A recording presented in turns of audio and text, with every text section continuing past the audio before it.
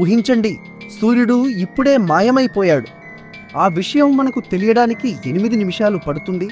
కానీ ఆ తర్వాత శాశ్వత చీకటి, సూర్యుడి గ్రావిటీ లేకపోతే భూమి తన కక్షను వదిలి సెకనుకు 30 కిలోమీటర్ల వేగంతో అంతరిక్షంలోకి దూసుకుపోతుంది. కేవలం ఒక వారంలో భూమి మీద టెంపరేచర్ 0 డిగ్రీల కంటే కిందకు పడిపోతుంది. ఫోటోసింథసిస్ ఆగిపోవడంతో ప్లాంట్స్ అన్నీ చనిపోతాయి. 1 సంవత్సరంలో ఓషన్స్ గడ్డ కట్టుకుపోతాయి. కానీ ఒక ట్విస్ట్, పైన పేరుకున్న ఐస్ లోపల ఉన్న వాటర్ని కాపాడుతుంది. దానివల్ల డీప్ సీ లైఫ్ కొన్ని వందల ఏళ్ళు బ్రతికే ఉంటుంది. మన మూన్ చీకటిలోకి వెళ్ళిపోతుంది. శాటిలైట్స్ అన్ని పనికి రాకుండా పోతాయి. అన్నిటికంటే భయంకరమైన విషయం ఏంటంటే మనం పీల్చే గాలి కూడా లిక్విడ్గా మారి ఆ తర్వాత ఐస్ లాగా ఆకాశం నుండి కురుస్తుంది.